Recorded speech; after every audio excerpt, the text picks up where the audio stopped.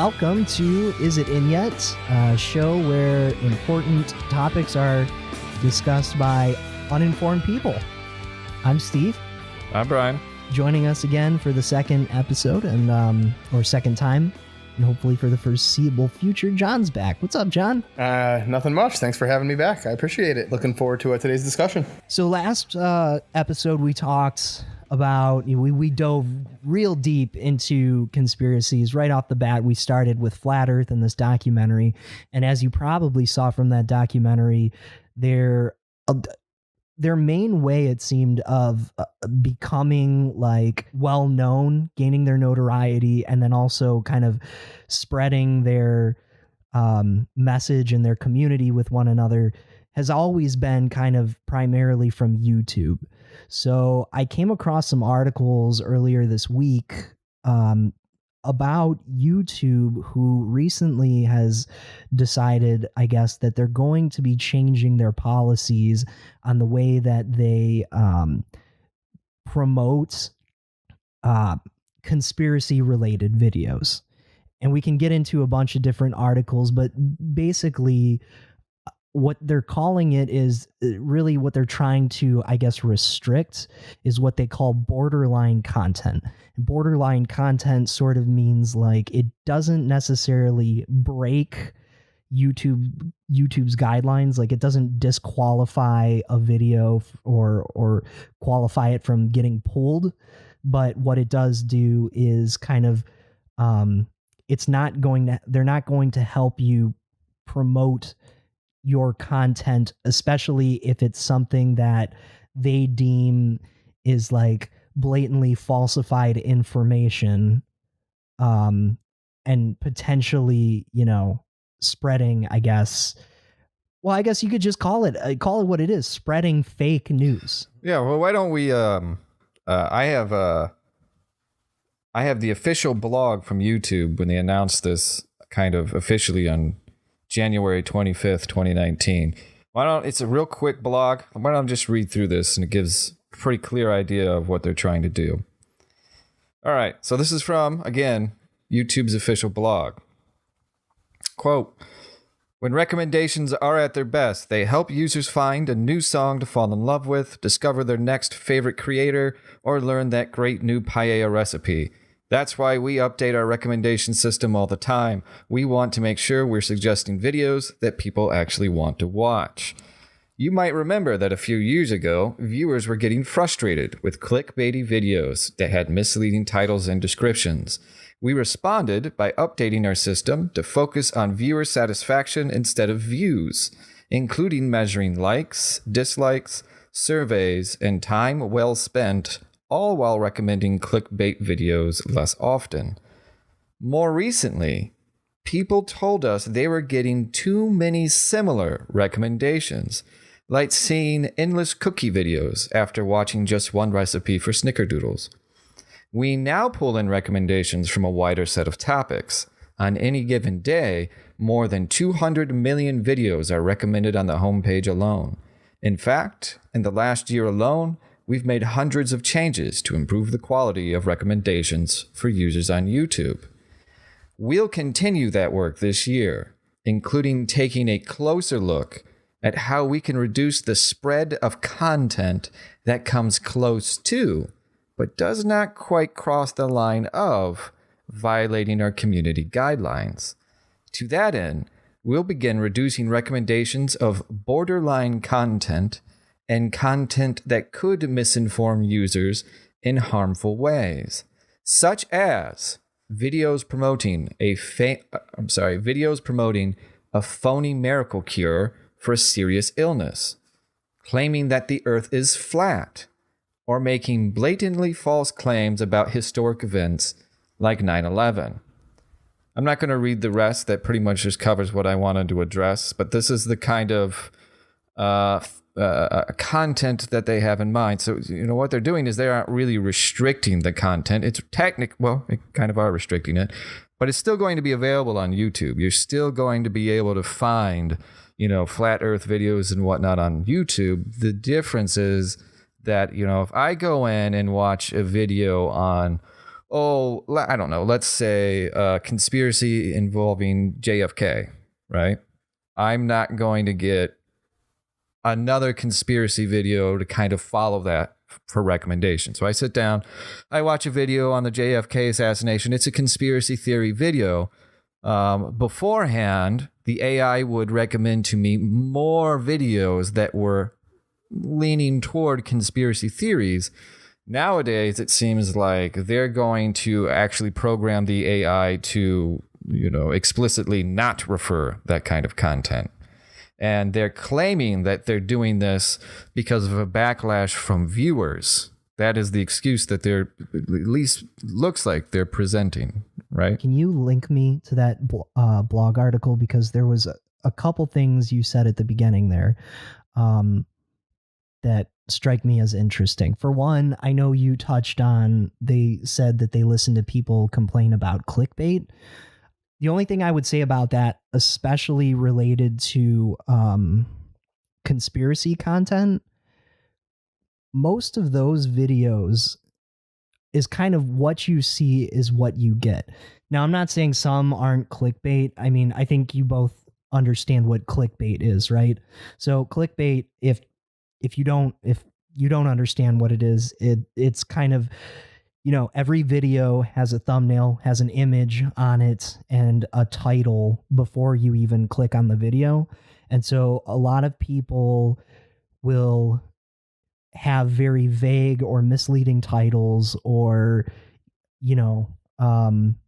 misleading images to kind of entice you to click on it. Right. It's that old joke, that link you get in your email that says, LOL, OMG, I can't believe what she did last night.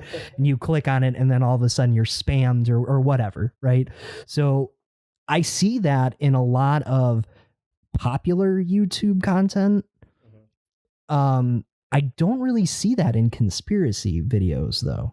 I mean, a lot of it is kind of just, it tells you right away what they're going to be talking about.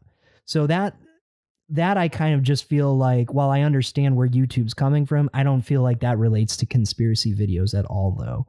Well, I don't think it was. So the clickbaity. Well, first off, I can't figure out. I sent that blog to you on your phone. Thanks. All right. But I don't think that. From how I'm reading the blog and their terms of services and whatnot, it doesn't seem to me like with the conspiracy theory videos, YouTube is concerned about clickbaity videos. It seems more like they're reacting against kind of an unspecified pushback. Like that, it seems to me when I read this, they give the example of clickbait for why they have revised their algorithm in the past, for why they've revised the AI in the past. And they're saying, like we revised our algorithm in the past in response to clickbaity stuff, we're revising our algorithm again in response to some sort of public pushback against conspiracy theories. See, that's kind of what I'm not clear about. Is right, because again, the first example with clickbait is the reason for adjusting algorithms in the past, and we're adjusting the algorithm again to get rid of conspiracy theory stuff, but we're not telling you. It doesn't seem like that they're telling us the exact pushback that that they have gotten that has spurred this change in the AI. Well, and to me, just in reading that, there was or hearing that, there was two parts that I kind of honed in on. Is one, they're not explicitly defining what I think their terms mean in terms of whether it's like, if it's conspiracy theory videos, that can be a big umbrella. There's a lot of things that fall into, well, I'll say there's a lot of different interpretations of what conspiracy theories are.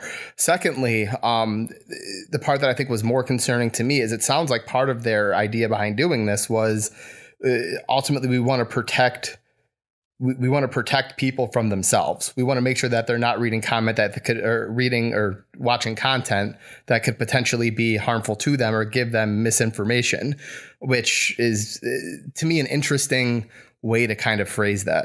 Yeah. And to your point, that's again, to call something a conspiracy, that is a very broad spectrum.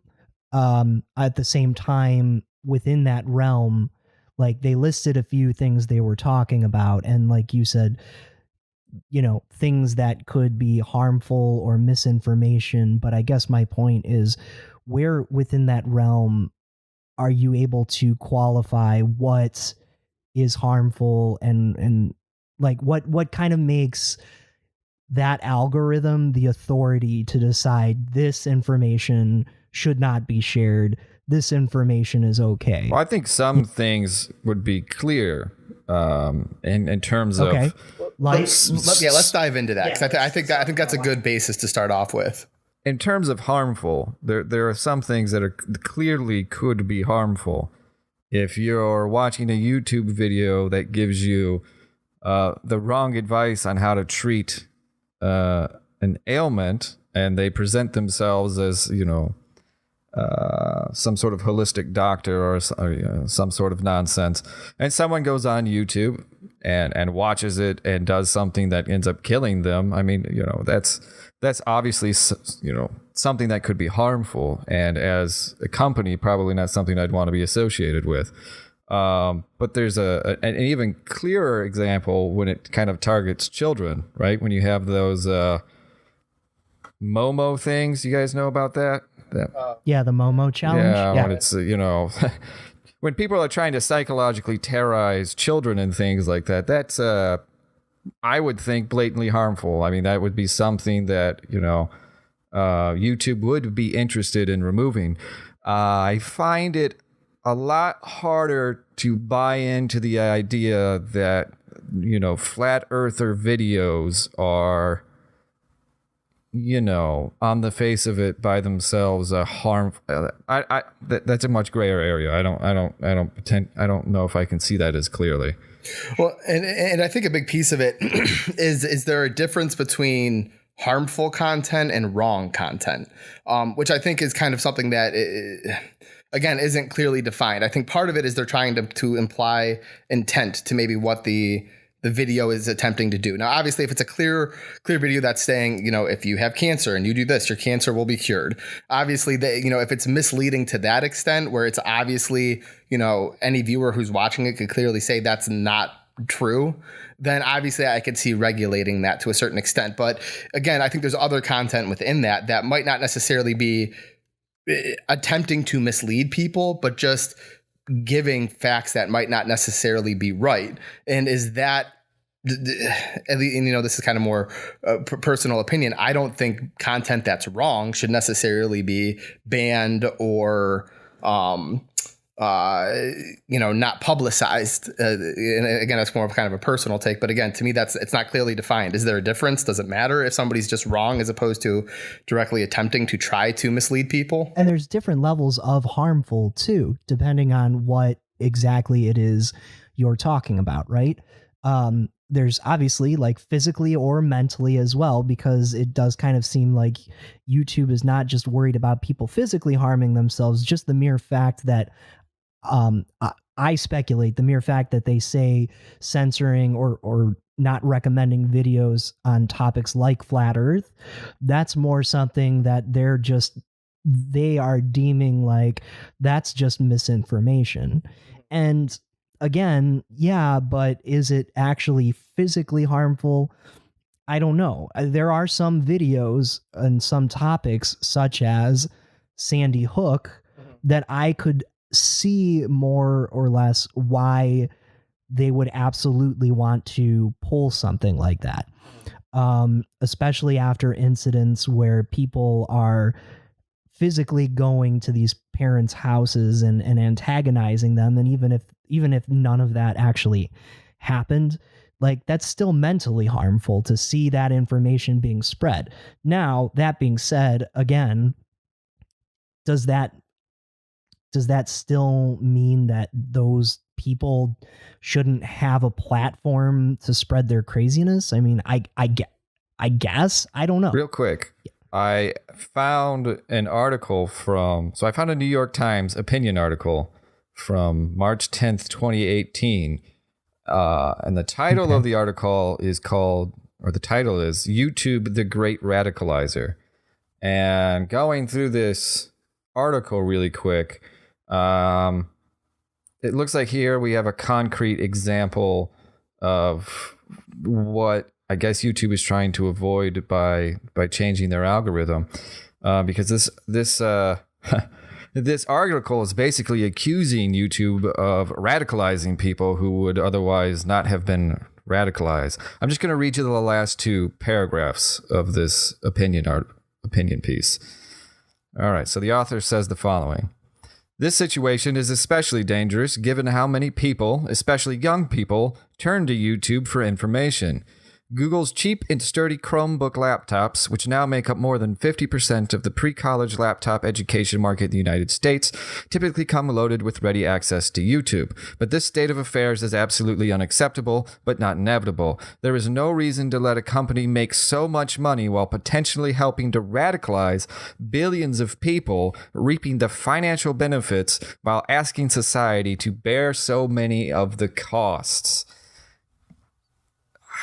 So I'm laughing because I think this is a little excessive, but it's a little extreme. Well, let's try to flush out, or just try to flush out exactly what the authors writing here are saying, right? I mean, well, and I think one of the things that's explicit in that that segment is that this isn't necessarily something that's a byproduct of YouTube's algorithms to manage this content, but it's the main purpose that they're doing it. I think by saying that YouTube is attempting to radicalize people, it means that they're not trying to they're not just trying to pick out what information or what content they feel like is harmful or not. They're directly trying to say, this is the content that we feel like is right, and we want people to see this, and we want to push these ideas. Maybe it was unfair to have read only the last two paragraphs. I don't think that was what the author was trying to say. I think kind of what the author was just trying to say is that because YouTube's algorithms would recommend to you videos that were similar in nature to what you're watching. So again, it would be something like if I watch a JFK video or let's do the moon landing. This is an easier one, right? If I go on YouTube and I, back before they changed the algorithms, if I go on YouTube and I sit down and I watch a moon landing video, what this author is saying is that YouTube would then start recommending to me more and more radicalized versions of that video, so that maybe I sit down and it starts off by just saying something like, well, was the moon landing a hoax? Who knows? Let's take a look at both sides of the evidence. What this author is saying is that kind of a video would be kind of followed up by videos that would be, no, it's a hoax. It's definitely a hoax. Here's all the evidence that it's a hoax. So she's saying that just by the way that YouTube would try to keep you watching videos so that they could make money, right? Because it's ad driven, right? YouTube would show you more and more radical videos because it would get you more and more interested. It would get you kind of to stay on YouTube longer. So I don't think the author was intentionally trying to say that YouTube thinks that this stuff is right and is recommending it to you. It was just more of a product of YouTube wants you to keep watching and will make more money, so it would just give you more and more radical videos. And according to kind of what I read on YouTube's blog and their policies and all of that, this sounds like the kind of backlash they're trying to change their algorithms for. I would only say that it's just interesting to me that the conspiracy videos are really kind of what they were focusing on here, because I mean, I've been a YouTube junkie for years, and it seems like all of the content creators themselves, and I'm also talking about content creators not even related to conspiracy videos. I watch a lot of other like very popular content creators, and many of them have been unhappy with the way that, YouTube's algorithm kind of like recommends videos. So we're all on that understanding there. But the other thing too is I don't know. It seems like the algorithm, the way that it recommends videos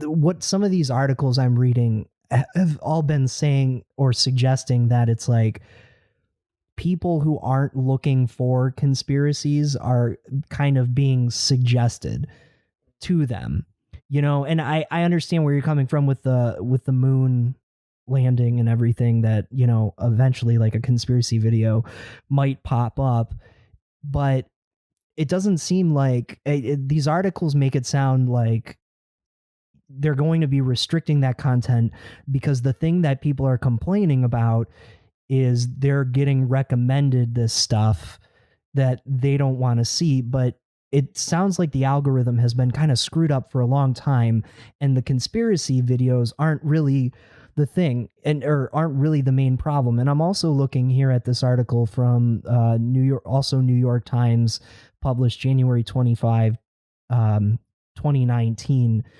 And in it says that the content that they've already kind of like taken a census of and like classified as borderline content only makes up about 1% of all the other content that's on YouTube. Now, to be fair, obviously YouTube has billions and billions of videos on their site, so 1% is still a very large number. But in retrospect, I don't see 1% really being that the same as, as like some sort of radicalized content. Yeah, how are you going to radicalize somebody with 1% of your content, right? I mean, right. I guess the question that I have when it comes to I think any kind of things or topics like this is, do you guys feel that YouTube has any responsibility to do this outside of what typical law would already prohibit? So what I mean by that is, do you feel like YouTube has a responsibility to limit its content outside of, more so than what people wouldn't be able to do legally? So like, here's a good example, and I'll use, kind of the conspiracy theory godfather, or not godfather, but conspiracy theory mastermind Alex Jones, I guess, with his banning. And I'll use kind of his like Sandy Hook explanation or Sandy Hook situation as a kind of an example of this. So obviously there are videos of him where he has said that, he believes that Sandy Hook is a false flag operation and that it didn't actually happen. And it was a government, cover up and things like that. There's a very big difference between stating that and stating, I don't believe this happened, it's a lie, we should harass the people, these families because and try to get them to break the truth. One is a call to action. It's saying directly, people should do this, versus one is saying, I don't believe what I'm being told. See, I agree with that 100%.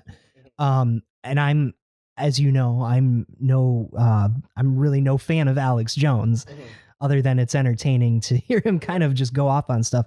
But to be fair, okay, there is a difference between, like you just said, if I didn't believe that Sandy Hook actually happened, there's a difference between me saying that and then me actually, like you said, a call to action, like calling for justice to be served, or specifically saying, come on, let's take to the streets, let's go knock on some doors and harass some people. Like, there's a difference. That is definitely something that I would consider to be harmful, and would, if there's a video online of someone saying something like that, then I would say, okay, you are now actually suggesting that, that something physical needs to happen.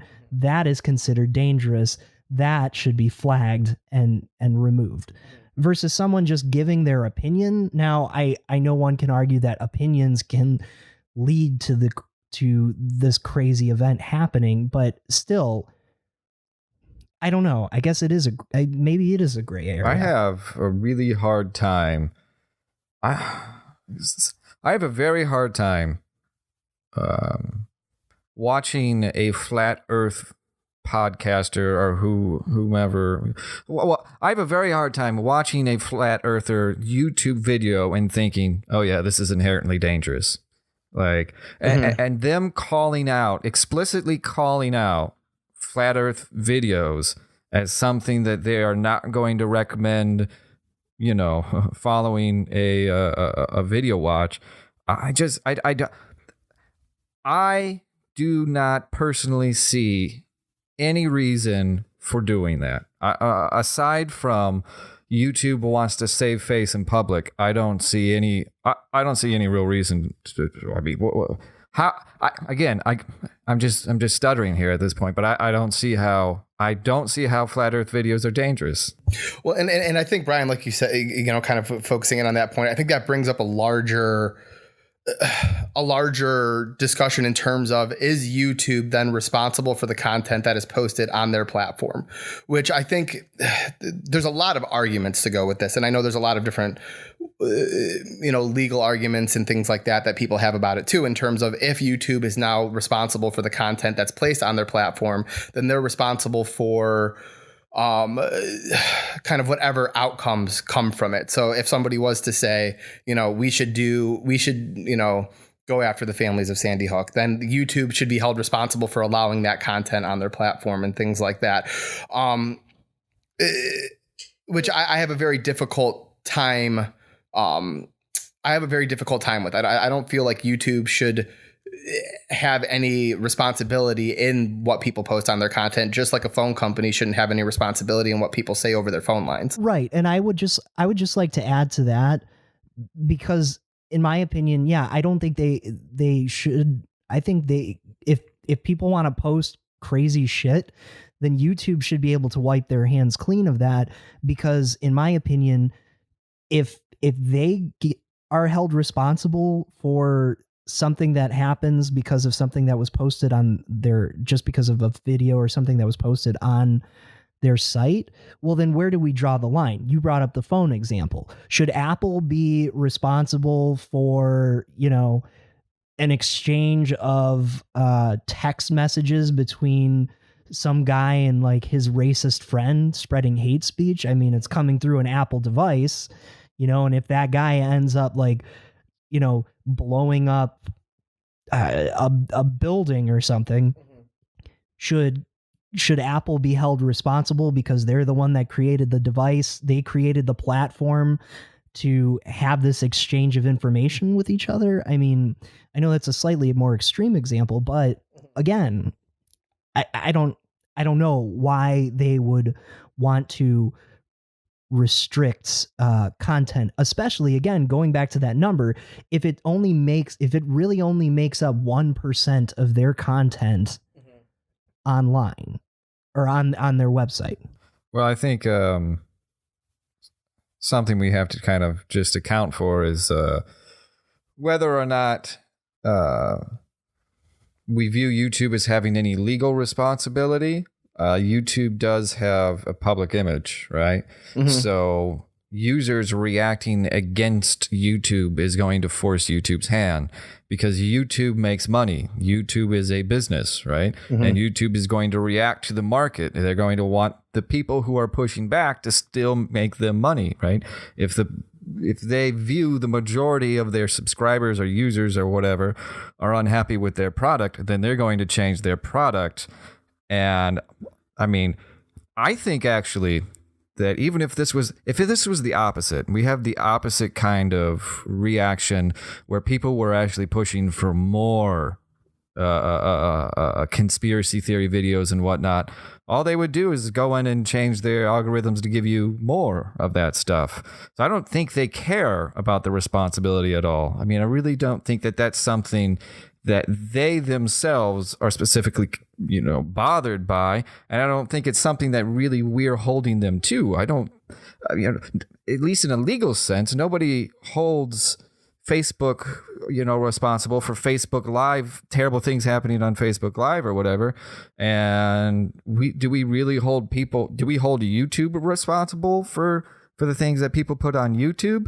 I mean, I don't think you would, if someone posted a murder on YouTube, I don't think anybody's going after YouTube and trying to jail the CEO of YouTube, but the public backlash would just be something to make them change their algorithm or whatever it would be. So it is kind of a market driven response from what I'm seeing. And that's the thing is I know YouTube outside of just pushing content or publicizing content, they have other ways of addressing that are more, I put in air quotes, but kind of free market ideas or free market ways of dealing with it. So what they'll do is if they feel like a video is pushing an idea that they don't necessarily want to promote on their platform, instead of, not to say that they won't kick people off their platform, because they do, depending on the content, but they also will demonetize it. And they'll say, we're not going to have our, the people who are paying, the people who are paying us to promote their, goods and services, we're not going to put that in connection with your video that we feel like is not promoting an idea that this company would want them to be in connection with. And again, it's it's tough because I feel like, especially when it comes to negative content that are pushed on these things, I guess the question that I usually have is are the rules, are the laws that in place not sufficient enough to take care of those kinds of people and ultimately prevent them from doing it? So, for example, it is against the law to push, it is against the law to push calls to action. So like I said, you can't tell people to go protest or, go knock on these people's doors or harass people. That's against the law outside of YouTube. And you would hope that would deter people from posting those things on YouTube. So I guess, do you feel like YouTube has to do extra steps to make sure that this content is not being promoted, outside of saying, if you do these things, we will report that to the authorities? It's also a fine line, because YouTube, at one time, not that long ago, you could literally post anything you wanted to on YouTube. Whereas over the last few years, they have started creating policies. It's something that really, I think, grew to be something bigger than any of them ever expected. And so like now it's kind of like, how do they rein it in and kind of shape it? Like you said, it is a money making, it's a business, so they're there to make money. But there are definitely a lot of things that are not illegal that do get demonetized, and like illegal things get pulled from YouTube right away. So like Brian gave the murder example. Like, obviously it is YouTube's obligation at that point to remove content like that. Hate speech is illegal, which is why they remove channels promoting racism. But they even go as far sometimes to demonetize channels who talk about things in the news if it specifically entails like a story about deaths or alleged crimes. You know what I mean? So, the censorship is definitely there. But again, it comes down to this question of, is it really fair to censor? That's what it comes down to for me, honestly, is it fair to censor opinions? But do you really think that YouTube cares about what's fair? They don't seem to. No, they don't. Not from a business sense, I wouldn't think. Well, and the other part I think in tandem to this too is the idea that, and I think linking it back to the conspiracy theories idea, conspiracy theory ideas in general, is that, not to say that there's not extreme conspiracy theories out there, but not all conspiracy theories or things that would fall under that umbrella are completely implausible or are based off of complete falsehoods. They all stem from things that could, sometimes are real. Like, I just finished up watching a show about MK Ultra, which is a real show. A real program, or, Project Blue Book, which again are real. These are real government programs. Now, were they involved to the extent, or are they, what conspiracy theorists believe them to be? To some extent, I would say no. To some extent, I would say possibly, and sometimes yes. Especially like MK Ultra and things like that. But again, I think to just say conspiracy theory-esque content is going to be pushed less, I think is, again, devaluing maybe the significance that some of these things might have in the actual real world. Here's a scenario that maybe we could wrap our heads around, since we're just starting this podcast now.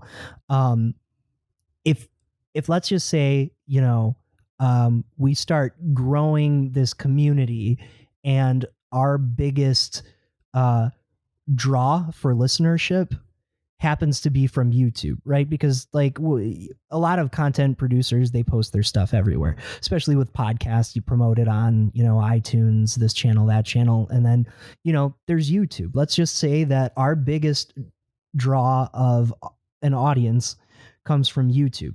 The very fact that we are talking about conspiracy topics right now, even last episode, we did a whole podcast talking about flat Earth.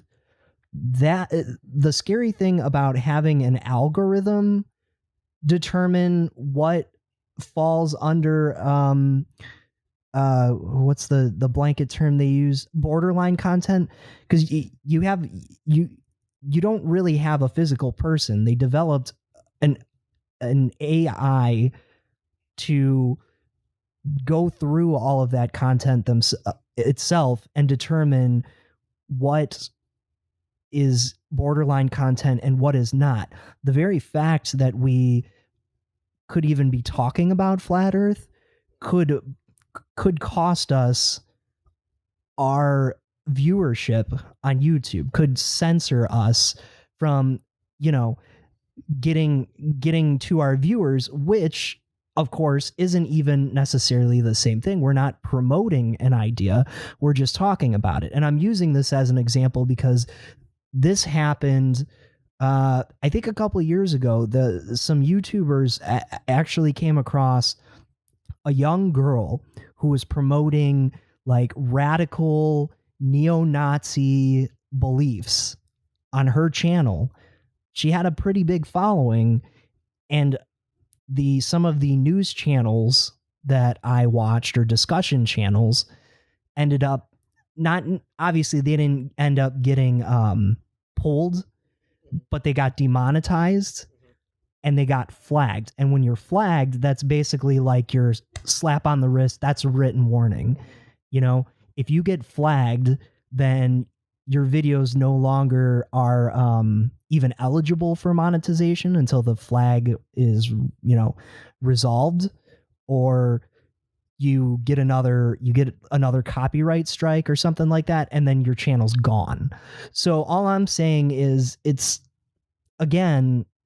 censorship to the point where, like, first off, you're letting an AI decide how to censor content.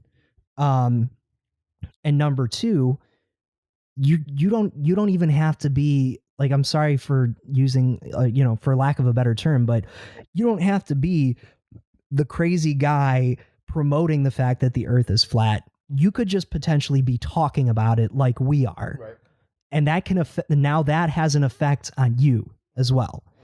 And I'm not saying that, like, I feel for some of these YouTubers, but I mean, honestly, for some of them, it is their livelihood. That is their business, and if you can't reach your community, then where do you go from there as well? So this whole part of the problem of this whole conversation is we don't know exactly how that AI is going to work. We don't know exactly how that algorithm is going to work.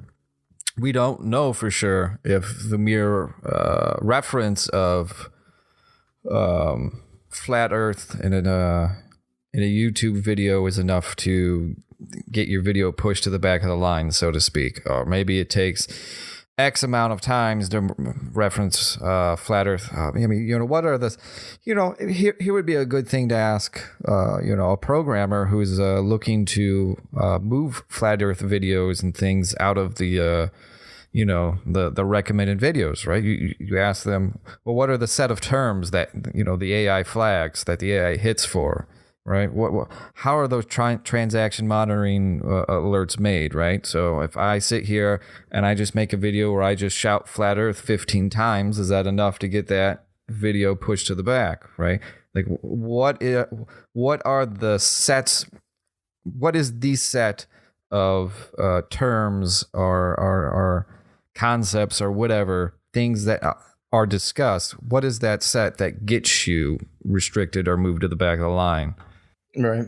So ultimately, it's kind of, are they looking for specific phrases, or are they looking for the context in which those phrases are being used? Because I think there's two very, very different things there. And I think to go back to what you said too, and this is kind of, at least some of the channels that I followed, especially after they kind of, YouTube started changing a lot of these policies, they would be able to give the numbers in terms of what their viewership dropped to. In terms of, we were getting this many hits per month or this many hits per week. And now after they changed these guidelines, it switched to now we're only getting, I think one place talked about it was down 30% after their viewership was down 30% after they changed these, these guidelines. Now, a lot of the channels that I have a tendency to follow aren't ones that I would put into the category of dangerous or into the category of, whether it be hate speech or harmful or providing harmful content, but they would discuss things that could potentially fall into that area. And just for discussing those things, they would be flagged I don't want to say flagged. They would be, they would be considered to be part of that, conspiracy theory-esque umbrella, and then their content wouldn't be pushed, or they would, lose revenue because of it. And yeah, it's again, I think that's one of the biggest, issues that I see with any kind of policy like this is, again, what specifically is this AI looking for? And two, a clear definition of what YouTube interprets these terms to mean. And going back to one of the things that even like Steve said in terms of like the idea of like hate speech and things like that, there's no clear cut definition in terms of what, there is, but there's no, universal idea of what represents hate speech. Just by bringing up Milo Yiannopoulos or talking about Jordan Peterson, just by talking about them, does that count as hate speech? Because I know for a while people were freaking out basically just at the mention of the name Milo Yiannopoulos or Jordan Peterson. Mm-hmm. Which is absolutely absurd, right? So but realistically, like, is that something that would get picked out and moved to the back of the line? Because there are a lot of people out there who would just hear the name and get incensed by it. So is the pushback?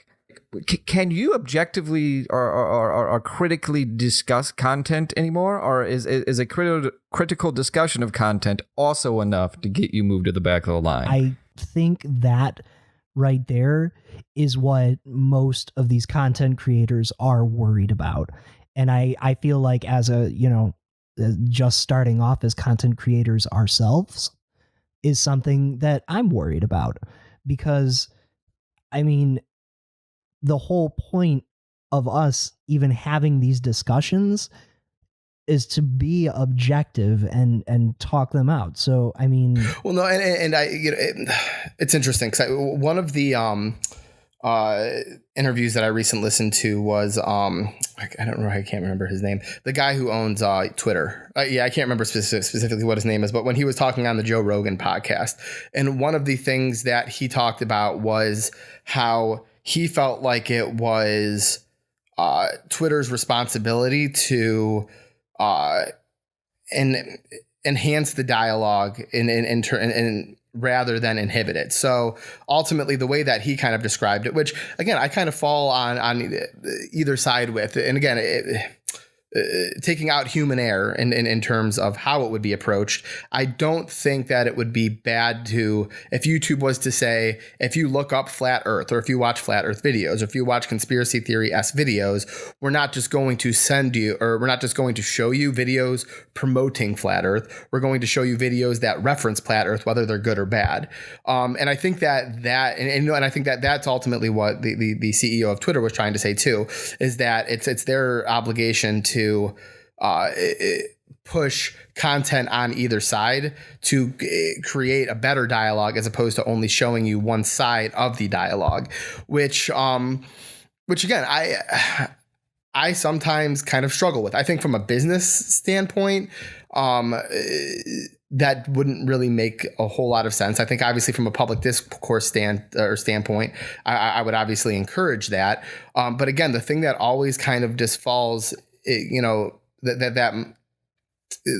always kind of plagues me is the idea of, is that the responsibility of this company to dictate what the dialogue is, whether good or bad, whether they're agreeing or not agreeing? Because again, I think that any platform should be an open place for ideas, whether good, bad, right, wrong, stupid, or smart, and let the free market of ideas take hold and let good ideas, be promoted in terms of, if you're promoting things that work and that are helpful and that are positive, then people will be more apt to follow those things as opposed to negative content. Yeah. And I don't think that by honestly censoring take away even like this borderline content, I'm just saying censoring anything at all, I don't believe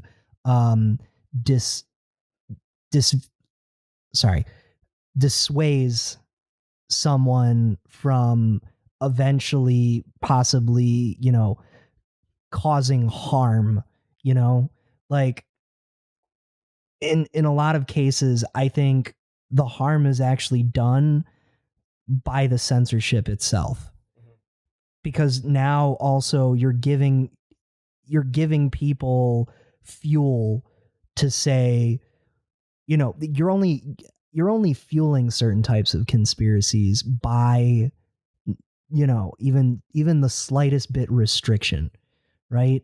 I mean, Alex Jones used to use that too as an excuse. I mean, he knew that by trying to censor his show, that you're just giving him a stronger audience. Well, and I was going to say, I think by banning or limiting content too, and I guess this is more of a question rather than a belief, but do you feel like that's more pigeonholing people? Because I think if you look at people like Alex Jones or, other conspiracy theory-esque channels, by banning or limiting these people's ability to, produce content on YouTube, you're not preventing them from producing content. You're just limiting where their content could be and forcing people into, I'll say, instead of looking at, YouTube to find these things, you're forcing people to go to InfoWars, where InfoWars that's all they're going to promote. Right. And also to that point, I don't believe you're going to change people's minds. Like Brian used the moon landing example. Okay. I believe that we landed on the moon. If YouTube is recommending videos to me though, about the moon landing being fake, that's not gonna change my opinion, and I'm not gonna watch the video. So the fact that it's there doesn't make me believe that's a strong enough argument to kind of like not recommend something because it's gonna change my opinion on the same side as it would like someone who believes the moon landing was a hoax. You're not gonna like all of a sudden, just because something is being restricted or shown or isn't shown, you're not going to change their mind.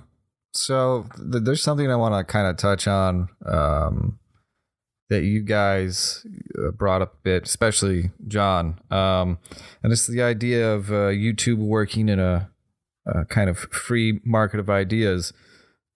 I think that's actually what YouTube is doing. I think YouTube just is opening.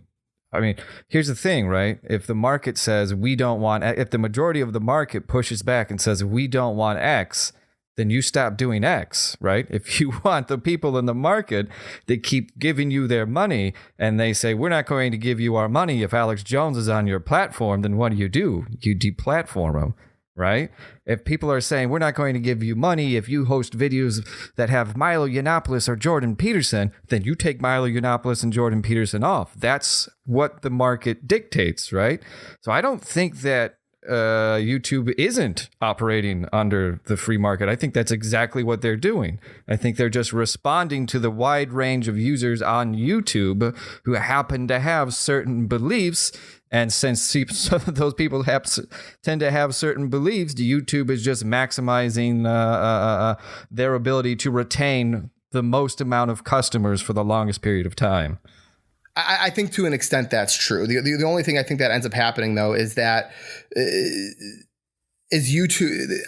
I think that implies that the majority of people who are on YouTube, or at least a good amount of people are on YouTube, are pushing the idea that these people shouldn't be platformed. I don't think the people that are pushing for, whether it be Alex Jones or, any, I'll say, kind of fringe conspiracy theorist or fringe political commentator, I don't think it's the vast majority of people who use the platform who are speaking out against these people. I think, and again, you'll see this in terms of targeted campaigns and things like that, where it will be a vocal minority who are saying, we want this person off of your platform. So again, I definitely think that, people obviously responding to YouTube and telling YouTube, we don't think that these people should be allowed on your platform. But at the same time, if, billions and billions and billions of people watch YouTube, what's the number of pushback that YouTube has to look at and say, okay, maybe we should ban this? It might not be just the number, right? Okay, I was playing utilitarian calculus, but that might not be just all they're concerned about in terms of just saving face, right? If that vocal minority is loud enough, you see it happen all the time, right? If a vocal minority comes along, gets real loud, and causes problems. Well, if YouTube's like, well, these people are very loud and it's not worth the problem for us, then let's just push everything to the back of the line. Let's not take it off of our platform, but we'll just stop recommending it. Like, I don't know. I honestly don't. I'm just speculating here, right? But from what I've read, from what I see, kind of, it suggests to me that what's happening is that whatever people are pushing back against YouTube, for whatever reason, YouTube is caring or is more worried about the people who are saying, YouTube is a radicalizer or whatever, than they are with the, 1% of YouTube users or whoever that are affected. Because you said it was, 1% of their videos, right? Well, if it really is just 1% of their videos and they make more money by just giving in to some people in the market who are really upset, then screw it. It's 1% of our videos. We're still going to make billions and billions of money. We're still going to make lots of money. I absolutely agree with you that, YouTube is definitely practicing free market, because it is whether we like it or not, at the end of the day, a business like that is always within their right to decide what they want to restrict, what they want to sell, what they don't want to sell. Even so far as to sometimes, where it gets very, very scary, who they choose they want to market to and who they don't. I guess the only thing that concerns me is, is it fair, or is it, I guess just, is it fair? Mm-hmm. And also I just want to add before I forget, does anyone else think that it also may have something to do in one way or another, that the fact that, YouTube is owned by Google as well? And so if so, does that mean if YouTube is changing their policies on, what they're recommending, does that mean Google as well is going to be changing their policies on what links pop up when you search for the same topic? You know what I mean? Like, it seems to me bigger than just YouTube as well. There's a lot of different approaches, at least that I've heard to things like this. And I think that there's definitely a difference between Google and YouTube, because I look at I look at YouTube as a platform, and Google's not a platform. Google does multiple different things. So I don't think, like, if Google makes a computer, I don't think Google should have any realm to, put on their computer limitations on certain content that the person who owns that computer wants to see. And again, I tend to think about YouTube in that same realm as well. I don't think that YouTube in and of itself, outside of, again, clearly illegal content, should necessarily ban or limit limit content. Now, I think from a legal sense, the only way that you could do that is basically say that, again, Google's not going to be legally responsible for the content that's on. They are a platform, but it's not. They're not a publisher. They're not publishing the things that people are saying on their on their platform. Therefore, they can't be held responsible for it. And again, I think that's going back to that idea of like that free market of ideas. I think Google obviously as a company is absolutely operating within their right to do what they want to do as a company. And they could push if they wanted to say, we want to ban all of this content and we only want to show this. Google has every right to be able to do that. Now, do I think they should? No, I don't think business wise it would be a good choice. And two, a lot of the content that I like would probably be the stuff that's banned.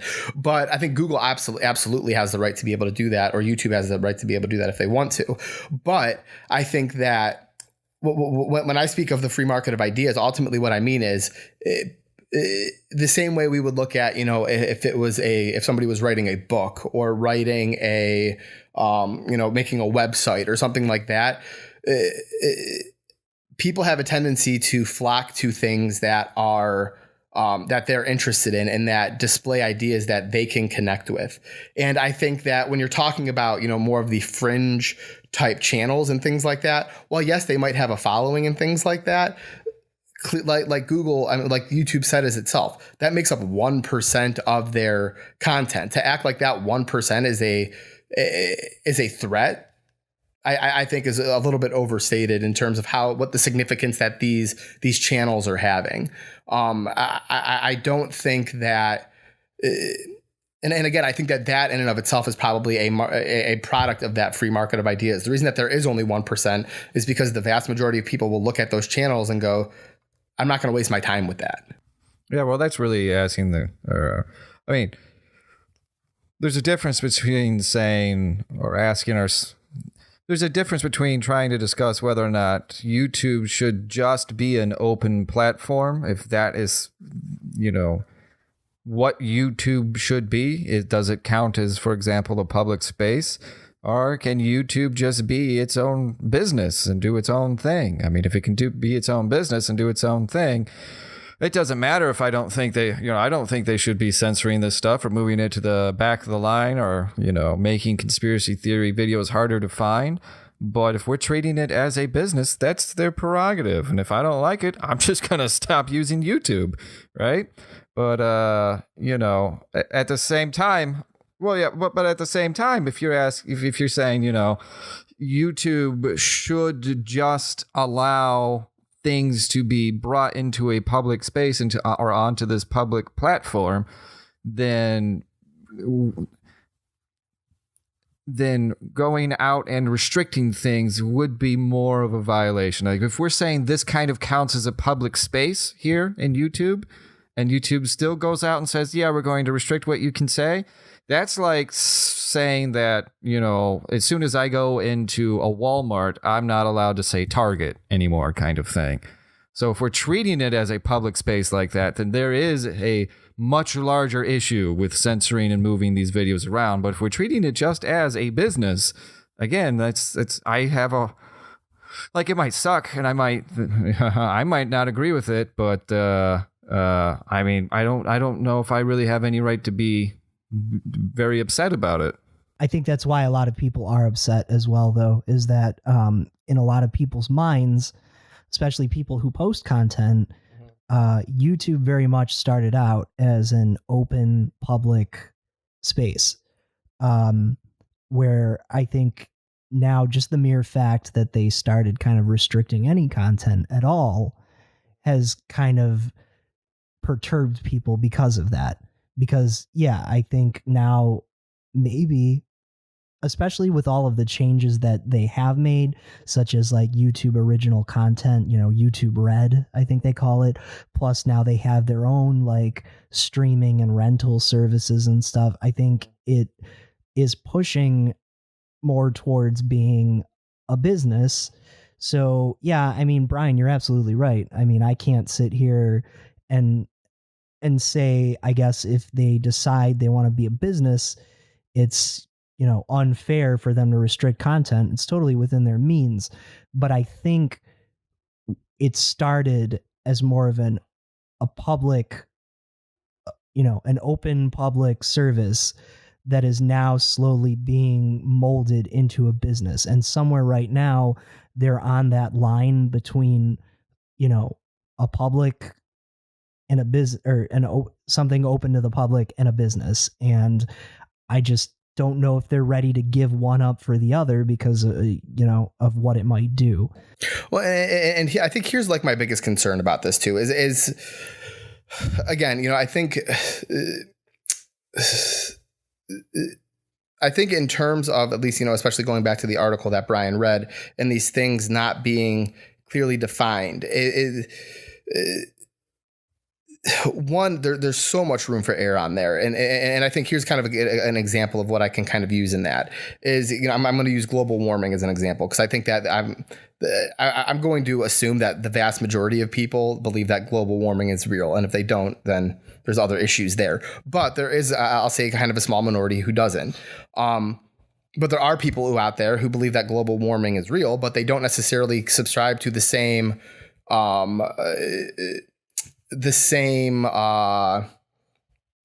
am I looking for? They don't necessarily believe in the standard idea of how to curb that, or how to manage global warming, for example.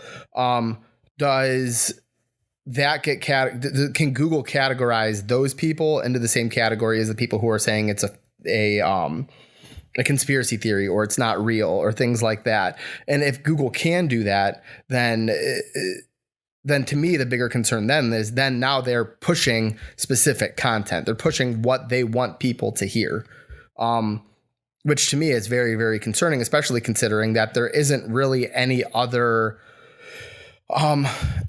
platform that has the kind of pull that YouTube has. There's very few places where you can go to get as much content as you can on YouTube. Yeah, and if we assume that YouTube does have an agenda, which they might. I mean, they could very well, the CEO does have a particular agenda or whatever. I mean, if we do assume that they have an agenda and it tends to skew, let's say, toward leftist thinking or toward anti-conspiracy or toward whatever you might want to call it.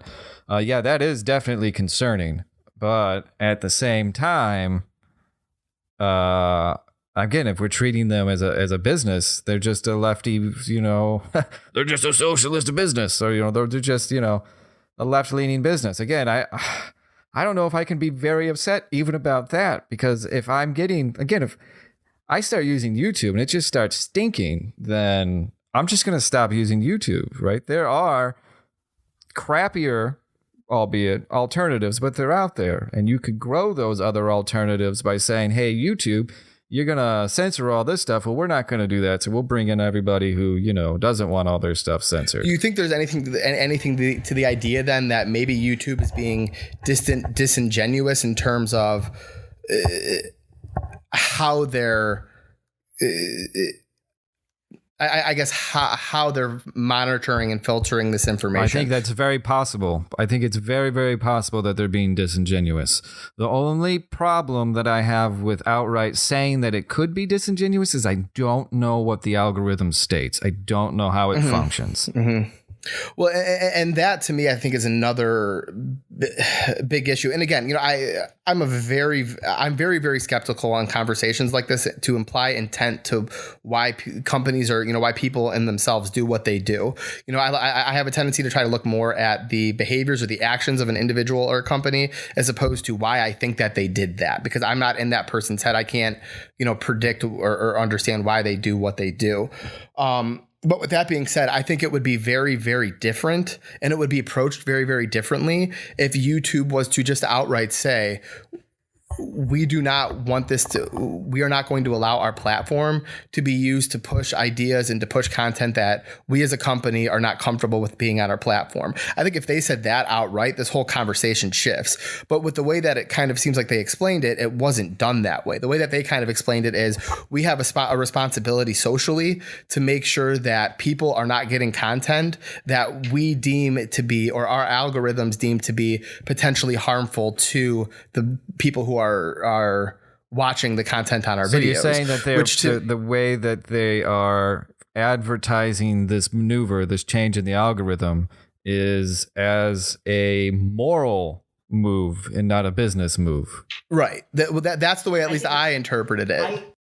I agree, but I also think that the biggest problem is it's vague, right? We've read some of these news articles. You read the blog, Brian, and I was reading it a little bit while we were talking. I think the biggest issue is that, again, going from this idea of like, are they a business or are they a free market, an open sourced business? They're being very vague in their statements. We are going to be restricting certain content, some content maybe like this, but, using umbrella terms as well as like, it's borderline content. What makes up that borderline content? And also, yeah, the vagueness of it comes off as like, well, is it because they're of their own moral standards, or is it because of, actual harmful, they're actually worried about inflicting harm or whatever. It's very vague. Well, and I think too, and here's where I think kind of like my stance, at least on the moral side of it goes, is I don't think, and again, YouTube can do this, but it's not YouTube's responsibility to prevent me from seeing what I want to see. It's not YouTube's responsibility to prevent me from harming myself with misinformation. Just as like it's not, it's not anybody's job to do that. You're gonna do it anyway. Right. And again, I think that it ends up, and again, this is outside of the business standpoint of it. I think it goes to at least, my own kind of moral interpretation of it.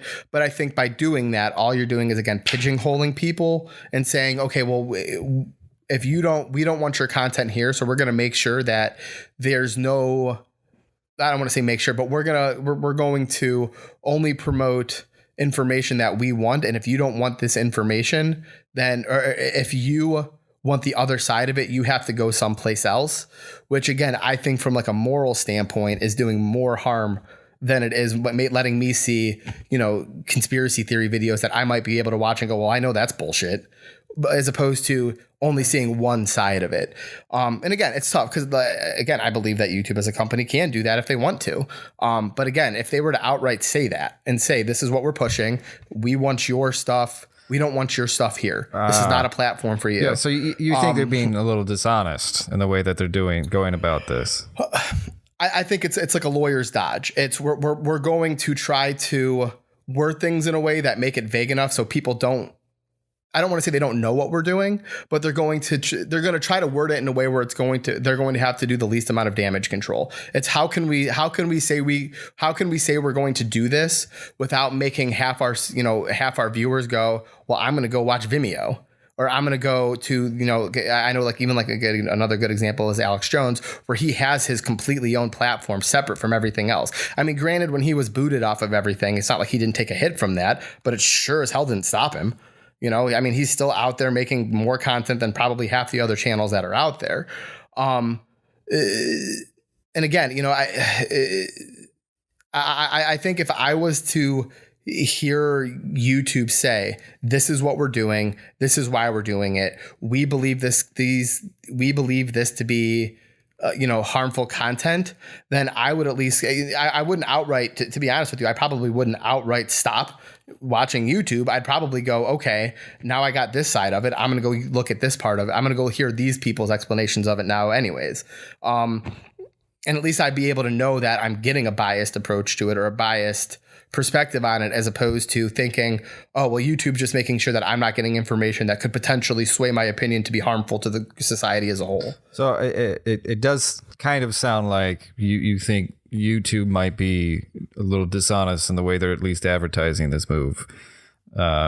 So yeah, you're playing a language game that is purposefully ambiguous, let's say, which is almost definitely how they're doing it, right? I would probably agree that no matter what they're doing, if they do have a personal agenda that is, let's say, politically motivated, or if it's just purely fiscally motivated, whatever it might be, you're going to try to word things in a way that, of course, makes you sound or seem not as bad, right? You're always going to try to market yourself in the best way possible. And one of the ways to do that in this situation is probably to make it very, very ambiguous as to what you're doing. Because again, let's assume that they did have some sort of political motivation. Well, if you came out and outright said that, you're going to lose whatever the opposite side is, pretty much immediately, right? If you're solely fiscally motivated and you come out and you say, hey, look, we're going to ban this stuff because you know what? These people over here, they don't like it. And as far as we know, those people make more money than you people do. So we're going to go along with the people that make more money. You're going to make a lot of people mad, right? I mean, well, and again, that's the difficult part about it is I don't fault YouTube for pushing content that could potentially make them more money. Like that'd be the equivalent of me saying like I don't like a record company who makes more of this band's records because they know they're going to sell them as opposed to this unknown band's records. Like I would never fault YouTube for that. But at the same time, if YouTube was again to say, I'm going to push these videos more because these are the ones that get the hits. These are the ones that get the advertising. These are the ones that people want to see. And then those were ones that just happen to be of a opposite side that I would be on. I agree from a business standpoint, I would still look at that and go, that makes perfect sense to me. If you're not making money off of conspiracy theory videos, or if you're not as a business, if just pushing this content that nobody's watching is not a feasible business model, okay, like I get it. But then again, say that. Don't tell me that you're doing it because it's protecting the greater good. So I don't really follow anyone per se when it comes to conspiracy related content. There might be like maybe one or two, but mostly because the content that they are putting out, they're clearly not stacking the type of numbers to be making probably even a little bit of money. Most of these people aren't really making the type of money that some of these premium content creators are. And YouTube has already been more biased towards pushing the top creators and their content over other content. So again, and I'm not saying that because I disagree. I totally understand that. I don't expect to go to my YouTube page and see it filled with conspiracy videos. You know, they're gonna push the stuff that they're gonna recommend the stuff that's making them the most money, that's reeling in the most views. So again, I guess what I'm coming back down to is it really does show that like these conspiracy topics are really only in the 1% because I don't see the numbers the way that I see them on like these top creators. They're not pulling in any kind of money. And a lot of that I think has to do with the fact that a lot of advertisers won't touch that content to begin with. You're probably not going to get a YouTube partnership deal if you're already working that topic, but that still doesn't mean that they shouldn't have some sort of platform to be able to preach theirs. Yeah. If it is still technically considered a public space for sharing. Well, and I think an important thing to say too is not all bias is bad depending on what your goals are.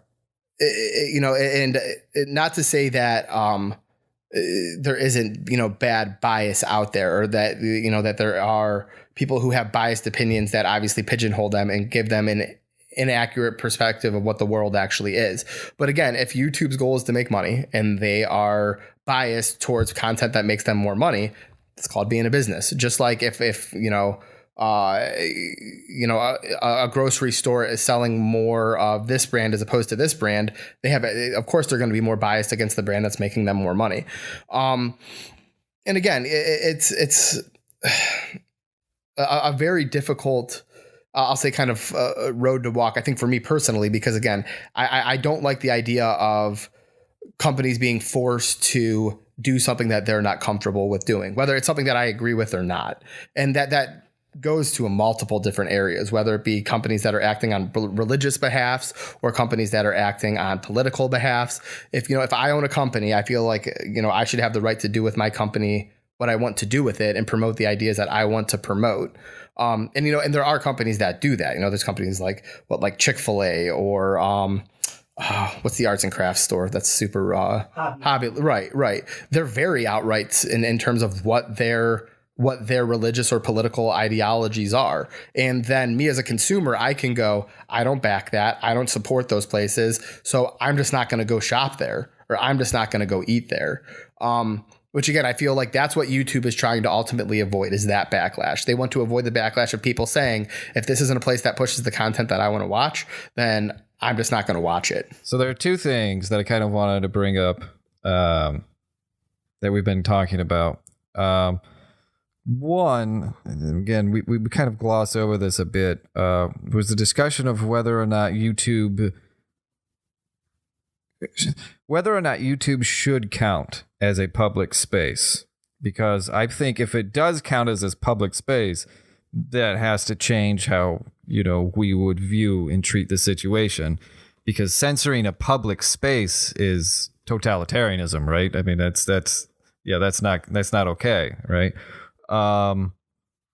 So that's something that I think we could talk about, whether or not YouTube is a business and looking out for itself, but whether or not it actually should count as a public space.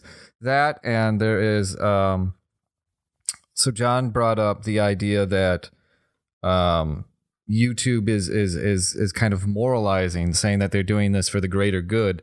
I couldn't find that personally. I didn't look very hard, but if that's true, does that change the way that we're looking at this restriction? So if we're looking at it as YouTube is trying to, or they're claiming that we're doing this for the better good, does that change the way that you look at YouTube as opposed to them just saying we're doing this for business purposes? For me, it would, absolutely. Why? Because if you're saying that you're doing something for the public good, that very much by whose definition of the public good? Who's making that call? Who's making that judgment? Who's, ultimately in this sense, who's making the AI that is separating these content into various categories? If you do something, again, I think that a company in and of itself has the right to push something that they feel like is for the greater good. They can do that if they want to. But if you're defining it as the greater good, then again, to me, you can put anything into that category. This is a very extreme example, and I don't like typically going to it. But Hitler didn't do what he did because he thought it was going to be bad for the larger community. He thought he was doing something that was going to be beneficial to them. So again, who's making that call, and what are the ideologies that you're adhering to that you feel like these choices are going to help forward society as opposed to inhibit it? So that's kind of my perspective on that. In terms of should YouTube be considered a public space, there's been discussions on, different political platforms in terms of whether, not just YouTube, but all platforms, whether it be Facebook, Twitter, all these different things. There has been discussions in terms of whether those things should be considered public utilities as opposed to private companies. Because if you put it if you consider it to be a public utility, then that means everybody has equal access to it. And there's the company's not responsible for what's used on it. So for example, like I said, the water company's not responsible for what you do with the water that you're getting from it. The phone company's not responsible for what you're talking about on their phone lines. The gas company's not responsible for what you're using, the gas for in your house. They're just the company that's providing it to you. But after that, they're no longer responsible for it. Yeah. I don't necessarily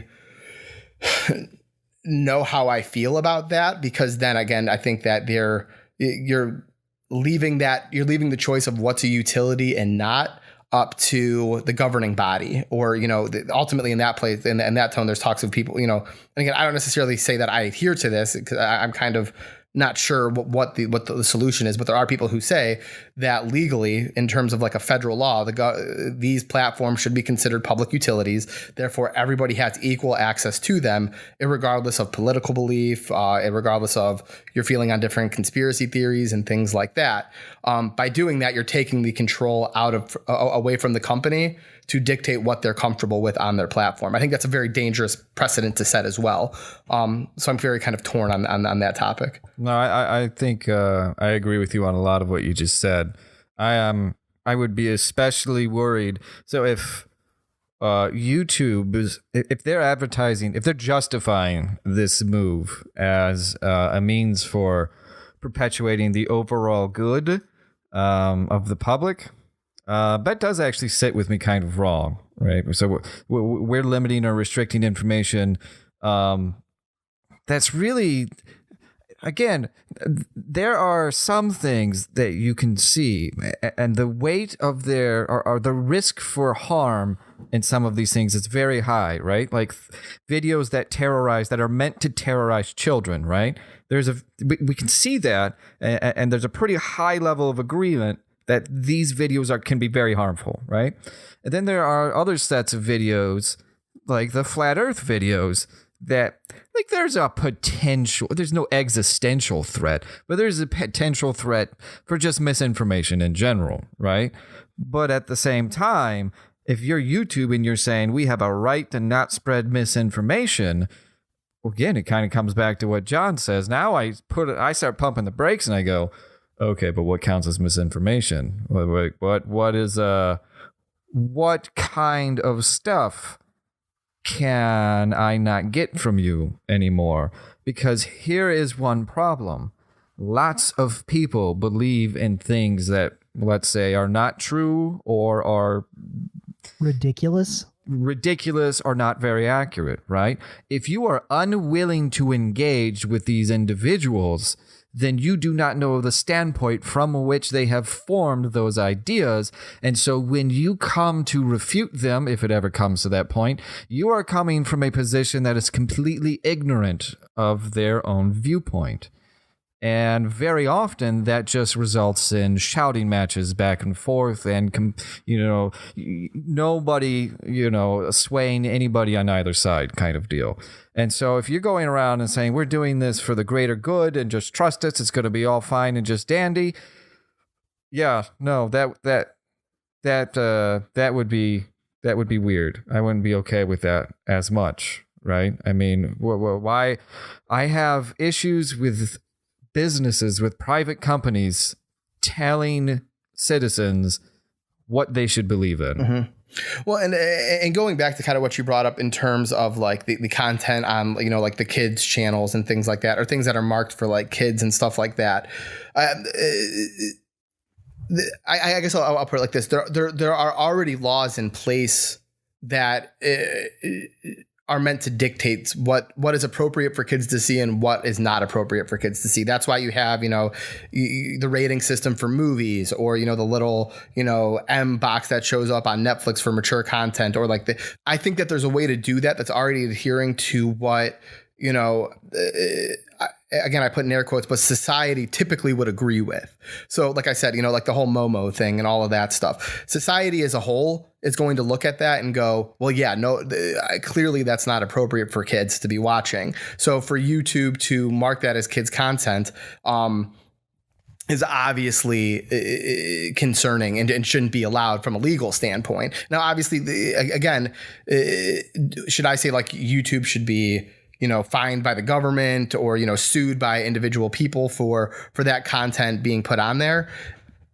I guess legally, if YouTube starts picking apart what content they want on their platform or not, they could potentially be. If they say they're a public platform that has no control of what people put on their platform, then legally they couldn't be.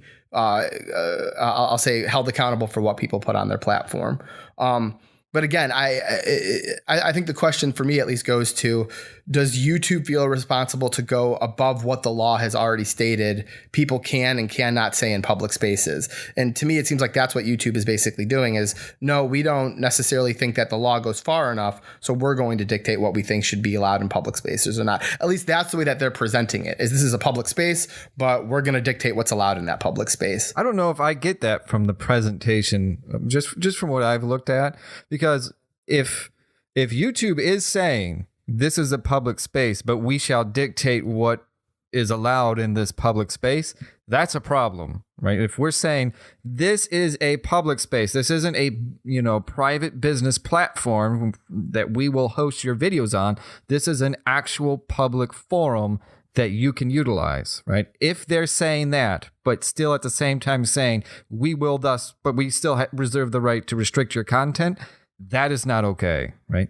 That is not okay. You cannot restrict what people say in a public space, right? And I kind of think that's exactly what they're doing. Just real quick. But at the same time,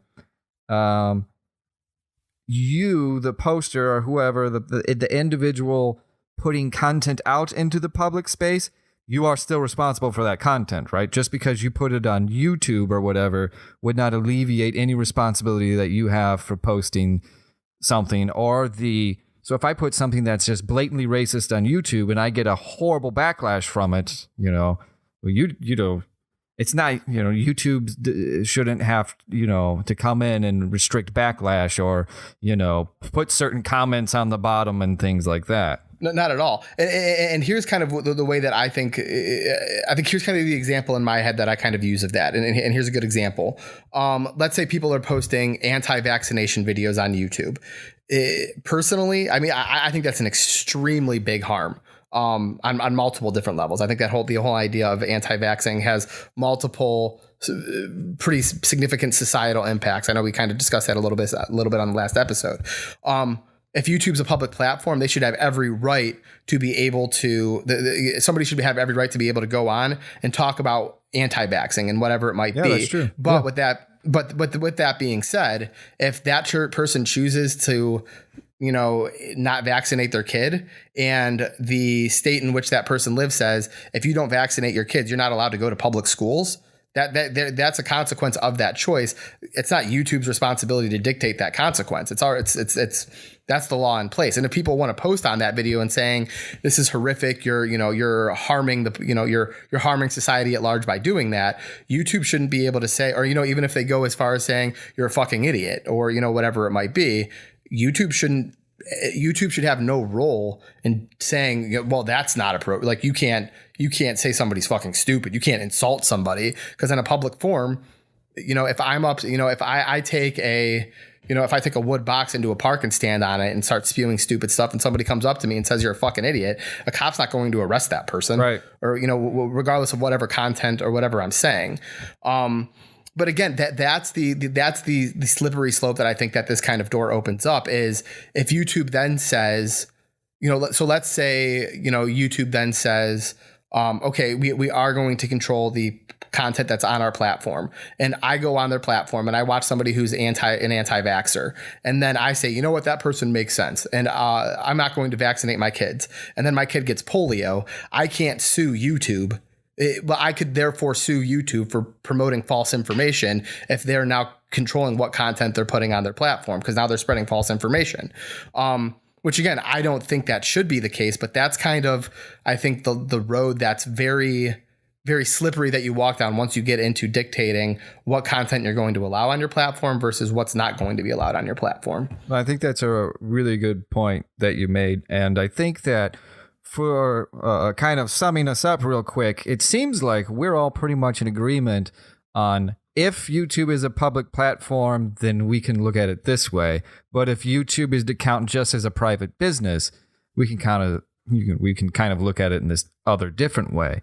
So I think the real question might be, for our particular interests and why this matters, is the question of whether or not YouTube is actually, or let's say, ought to actually be considered a public platform or not? Personally, yeah, I think it 100% should just be a public platform. And that's because I think it started out that way. I think that although it does choose to restrict content the way that a business would be allowed to, it is still a public platform in the sense that anybody is free to create an account and post whatever they want until YouTube deems it, not a part of their community guidelines. Because we're not just talking about, breaking the law, where that stuff should, and is 100% removed. There are things I'm sure that I would have to go and read, but YouTube calls it their community guidelines. So getting flagged for inappropriate content is always related to violating community guidelines. Like those are the exact I have the words. community guidelines up if you want them real quick. I mean, if you want to skim through it, go ahead. I don't know that we have enough time to Just do it real quick. It real quick. Okay, the community guidelines, right, for YouTube. You will get restricted or flagged, blah, blah, blah, blah, blah, if you violate these conditions. All right, so they have no nudity or sexual content. YouTube's not for pornography. No harmful or dangerous content. Don't post videos that encourage others to do things that might cause them to get hurt badly. So that was something we were talking about with like the, hateful content. You can't, of course, promote hate based off of gender, veteran status, disability, religion, and the rest. You cannot do violent or graphic content. If you do post violent or graphic content, such as in a news documentary, you have to be mindful to provide enough information to help people understand what's going on in the video. Don't encourage people to commit specific acts of violence. You cannot harass or cyberbully. You cannot spam or commit scams, such as, trying to promote a pyramid fraud scheme. You can't make overt threats. You can't violate copyright. You can't reveal other people's private information. You cannot impersonate somebody. You have to abide by all of the laws that protect child safety. And then there's an additional policies section that just says additional policies can range on a number of subjects. That's all of them. Just hearing that all of those make complete sense to me, and except for, I don't want to say it doesn't make sense to me, but there's one that I feel like is a very, very difficult one to adhere by on a few different levels. And I'll link it back to kind of your initial question, is whether YouTube should consider itself a public platform or a company. I think first off, I would say that that's primarily obviously up to YouTube in terms of how they want to present themselves. The only issue I have with that is if you're going to call yourself a public I wouldn't say it's an issue, but if you're going to call yourself a public platform, that comes with a certain amount of, that comes with the positive and negatives of it. And here's ultimately what I mean by that is that it comes with the positive of a place where you can, it can field multiple ideas, and it can field not only multiple ideas, but a dialogue in regards to those ideas, whether they're positive or negative and things like that. But with that being the case, there's also some obviously extremely disgusting and horrific ideas that, some people would put under the hate speech umbrella, but hate speech, at least in my kind of understanding, is not illegal. You can say hateful things. You can say things that are mean, and if people want to say they're not PC, they're not politically correct. But legally you're allowed to say them. Now, when they talk about one of the guidelines that you mentioned, Brian, was a homophobic, sexist, racist content, things like that. One, that can mean a lot of different things. Two, in a public platform, people can still say those things. That's why Nazis still have the right to march, or the KKK still has the right to march, or Westboro Baptist Church can stand on a public parking lot across from a funeral. They have the right under freedom of speech. They have the right to do that. Is that a negative consequence of freedom of speech? Absolutely. But with that being said, they can still do it. I would also add that the community guidelines you read, to me, all of them, while they make sense, I think they are written extremely vague. And obviously, I would even go so far as to imply they are doing that on purpose so that they have sort of like this red tape that they can play with to decide ultimately and determine, like, in a situation what they deem is under that policy. So I think for one thing, they're kind of vague on purpose. The other thing, the one that stuck out to me was, I think it was like the second or third one you read, Brian, which was talking about not promoting content that promotes, people, or like physical harm and everything like that.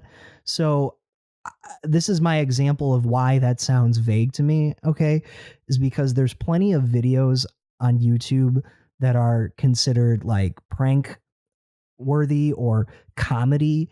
Obviously, like Jackass was a big thing for us growing up, and there's Jackass videos all over YouTube too. So like if Johnny Knoxville staples his nutsack to the carpet, and then you end up with another kid doing the same thing, it's like, oh, because I saw this Johnny Knoxville video, he did it. Like, does that mean he himself deserves to have his video removed because he's promoting, he's not advocating that someone else does the same thing that he does? You know what I'm saying? Right. But is it still promoting violence or harm? So again, just to go right back to my original statement, I think those community guidelines are vague for a reason. Almost surely. Almost surely, just so that they can try to cover. So basically, they probably leave them vague so that you can flex in either direction. So that somebody comes along and tries to challenge you on something, you have enough leeway to flex in either direction that you need to go in. Well, and I think part of it too, calling them community guidelines is very, very, I think, kind of telling to me, because again, ultimately what they're saying, what YouTube to me is saying, even with calling them that, is these are the expectations in which we expect our community, the people who are on YouTube, to follow. By saying that, ultimately what you are saying is it's our responsibility to then vet these things out. And if something goes against that and it's on our platform and we said that we weren't going to allow it on our platform, are we now responsible for that being up on our platform? We missed it. So, and again, there's plenty of examples of businesses where they do get, in legal trouble where things like that happen. We forgot to put a sign up that said wet floor. Our mistake. Doesn't mean you're not getting sued if somebody falls and breaks their leg. I guess I would sum up my feelings on the whole thing like this. I'm going to use a really ridiculous example because I just recently finished watching this insanely ridiculous series that actually aired on the History Channel like in 2014. And it was about basically these two guys who were looking into evidence as to whether or not giants actually existed. Okay. So here's how I would sum this up. If I wanted to post a video on YouTube talking about giants and believing that they 100% existed and they were this lost civilization that Native Americans knew about very well and they're buried under the mounds and everything, I think am I crazy? Absolutely. That's my personal opinion. But I totally have a right to put that video on YouTube. Now, if I find out that my video inspired some other jackass to go and actually dig up a mound and desecrate Indian burial grounds, like that obviously should not make me liable because I never put that call to action out there, right? Just because he got inspired by my video and decided to go and do something illegal, that shouldn't make me responsible. Now, where YouTube comes in, I think, is if that guy also made a video about it and showed himself digging up the mounds and posted it on YouTube, that's where it becomes YouTube's responsibility to take it down. Because now you're talking about something that was blatantly illegal that's being posted on your platform. So the guy that wants to talk about giants, I think, has every right to get on that platform and use that public space to do so. The guy who made a video about digging up and desecrating a burial site definitely has some legal problems his way, obviously, but also that's where it becomes YouTube's responsibility to take that content down immediately, because that isn't, take the community guidelines out of it. That's illegal. Absolutely. Well, and it's hard because on other platforms, there have been people who have been banned or taken off for things that they have not directly told their followers to do. But so here's a good example, and it goes back to the gentleman that you brought up earlier, Brian Milo Yiannopoulos.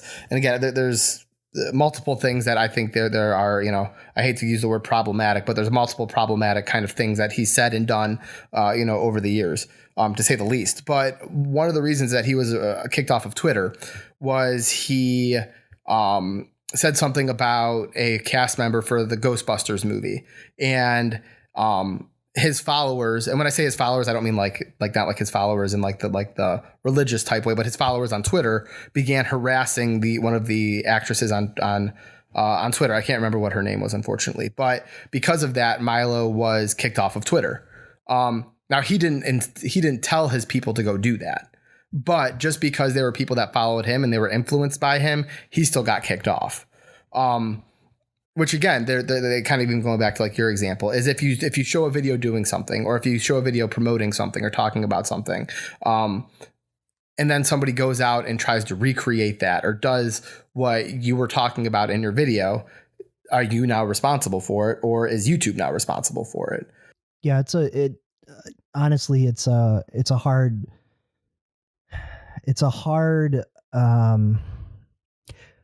well, it's a brave new world, let's put it that way, because we came from growing up in a time where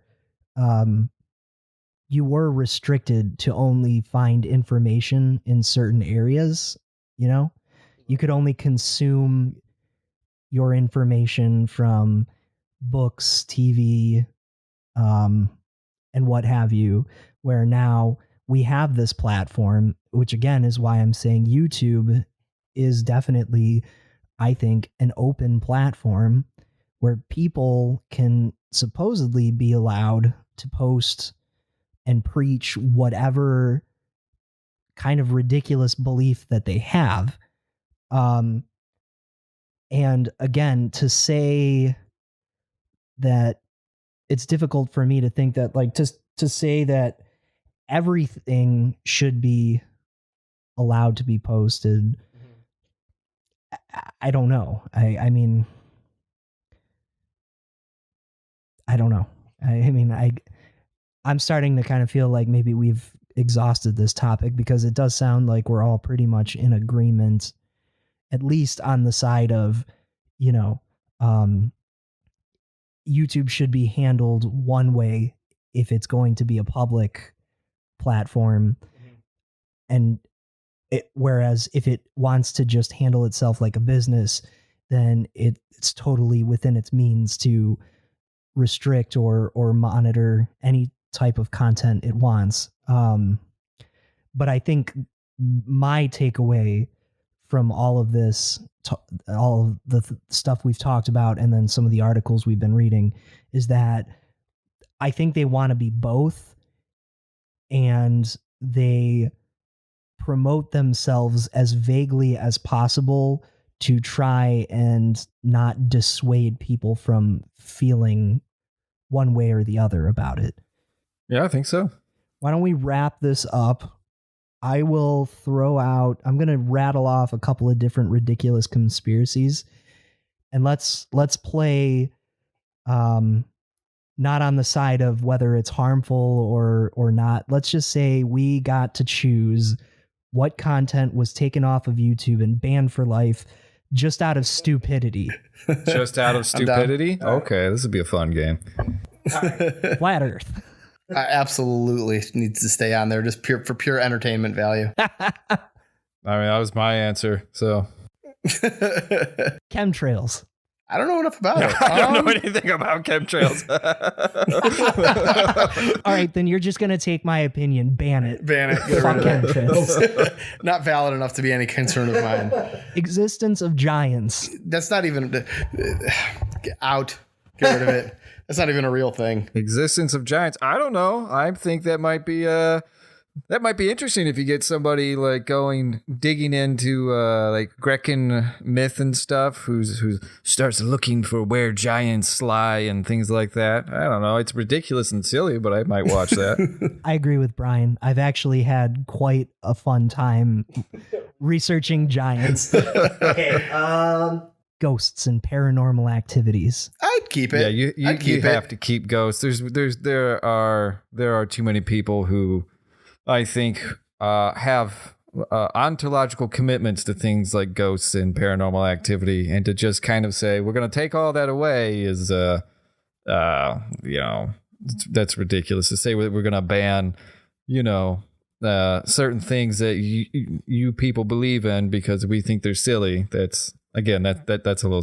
Which and I'm not fully convinced that ghosts aren't real yet. I still get the hairs standing up on my arms when I walk into my parents' basement. I don't think ghosts are real. I'll tell you that right now. We might have some Halloween content. What'd you say, Brian? I said I don't think ghosts are real. I'll tell you that right now. Why am I not shocked? All right, what about Bigfoot? Keep it. Yeah, you got to keep Bigfoot. That's a classic. Right. I mean, it's just fun, right? I was actually going to say about the ghost thing. I mean, whether it's real or not, it's fun watching videos of people freak the fuck out freak themselves over thinking out. they saw something. Right. Good. Right. Or yelling. They're going into like an abandoned mind, and then they hear the wind, and they're like, oh, I'm being communicated with. Yeah. Bigfoot. Or Bigfoot, when you got these big bubbas out there with these long burly beards doing mating calls and knocking on trees. Come on, like that's they great know stuff. What a Bigfoot mating call would sound Yeah, like. I know, like because they know. All right, I'm sure I could think of plenty more, but I'm sure we've kind of exhausted the topic of this episode. So thanks for listening. We will speak to you soon again, hopefully next week. I'm Steve. I'm Brian. I'm John. We will see you next time.